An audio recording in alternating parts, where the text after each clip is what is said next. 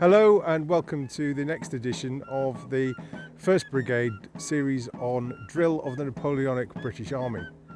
Today we're going to focus on the basics of the infantryman without arms, how he stands, how he turns from left to right. These were common across the whole of the army to the system of drill evolved by General Dundas. And whether you were a rifleman or a line infantryman, these were the same.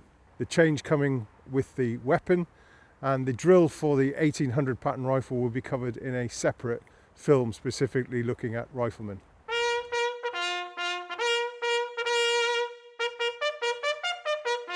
The positions and instructions used throughout this film are taken from the rules and regulations for the manual and platoon exercises, formations and field exercises for His Majesty's Forces, the 1807 edition.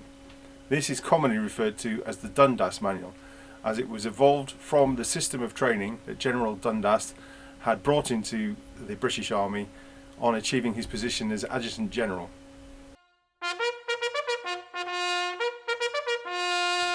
We're starting with the basic positioning of the soldier, because it's important to get this correct, as other movements will be based upon this.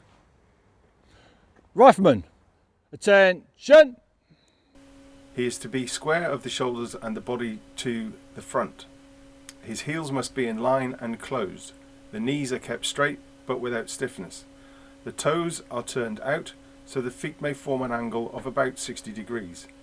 Arms hang near the body but again are not stiff. The flat part of the hand and little finger touching the thigh. The thumbs as far back as the seams of the breeches. The elbows and shoulders to be kept back. The belly should be drawn in and the breast advanced but without constraint. The body is kept upright, and the weight of it is principally borne on the forward part of the feet. The head must be erect and it should be straight to the front, neither turned to the right or left. Now we're going to cover some of the basic faults we find with recruits, or as they used to be called, the awkward squad. This recruit is at attention. He thinks he is. His heels should be together. His toes should be 60 degrees apart. His arms should be down the sides. Palms of his hands should be flat and thumbs against the seam. His chest should be straight, shoulders back, chin up. Much improved. We'll make a rifleman out of him yet.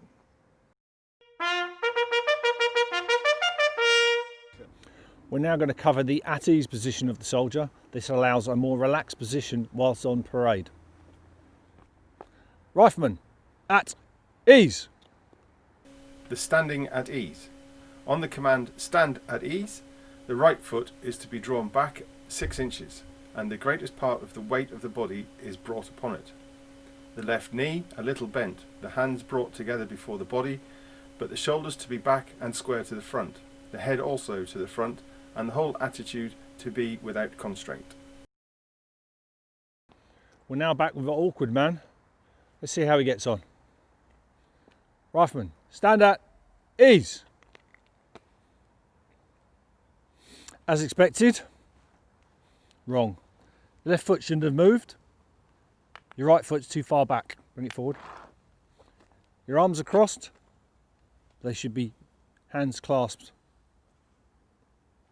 Chin should be up.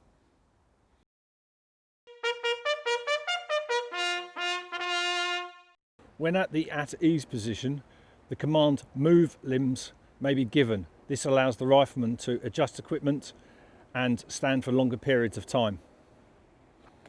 Rifleman, at ease. Rifleman, move limbs.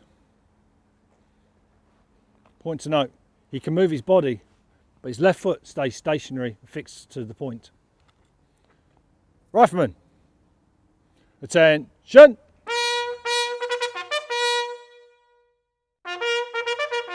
To maintain the dressing, the soldier may be given the command eyes left or eyes right. This is the smallest turn of the head possible to maintain their dressing. Eyes left, front, eyes right, front. With eyes left and eyes right, one common failing is the soldier moves the head too far. Eyes left, This is too far. This is modern drill. Eyes front. Eyes left. This is all that's required for our period. Having taught the soldier how to stand, we then need to teach the soldier how to turn. It's done by facings, left, right and right about. The first of the facings then is the right face.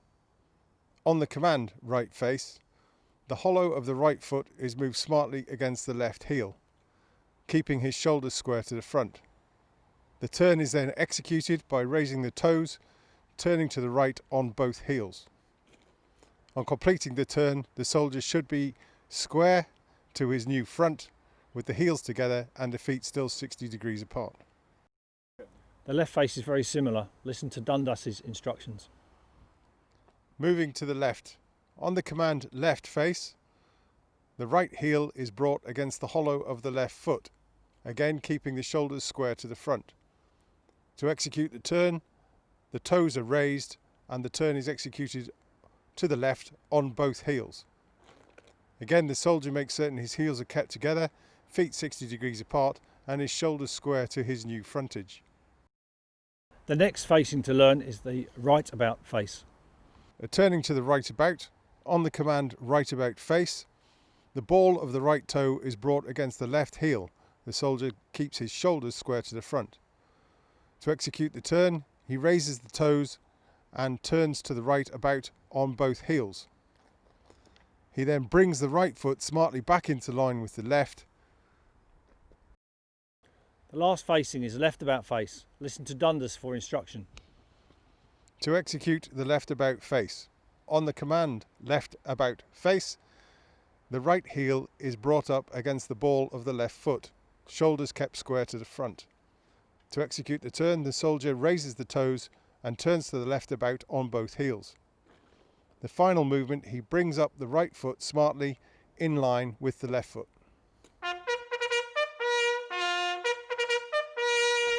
The rifleman has been taught how to maintain his position while stationary. He now needs to learn to maintain that position whilst on the march. Ordinary time 75 paces per minute. Rifleman, ordinary march! The soldier is taught to maintain as much as possible the position of the body, balancing his limbs, arms and hands without stiffness, but keeping the arms steady by the sides. He is not allowed to stoop forward, still less is he to lean back. His body must be square. The balance is kept slightly forward in marching and upright when halted. The toes are a little pointed and kept near to the ground. Shoe soles should not be visible. The head is kept well up, straight to the front, eyes not cast down. The foot is placed flat on the ground. Ordinary march! The ordinary step, which is the default pace for the army, the length of pace heel to heel is 30 inches at 75 paces to the minute. On the word halt, the rear foot is brought up in line with the advanced one so as to complete the step which was taken when the command was given. The command can be given on either foot. Halt! Halt!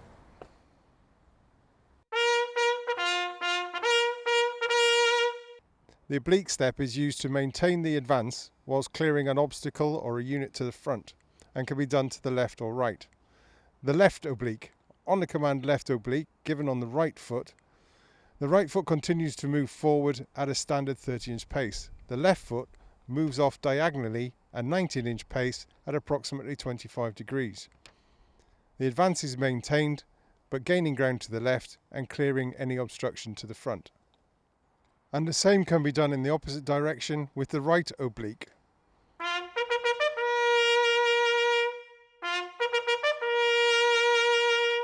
Close to the left.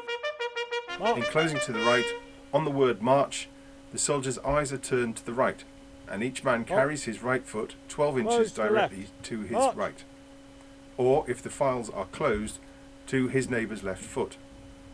He then instantly brings up his left foot till the heel touches his right heel, pausing so as to perform the movement in ordinary time. The proceeds to take the next step in the same manner. Halt. The whole Close with to the perfect right. precision of time, March. shoulders kept square, knees not bent, and in the true line of which the body is formed. On the command halt, the whole halt, turn their eyes to the front and remain perfectly steady.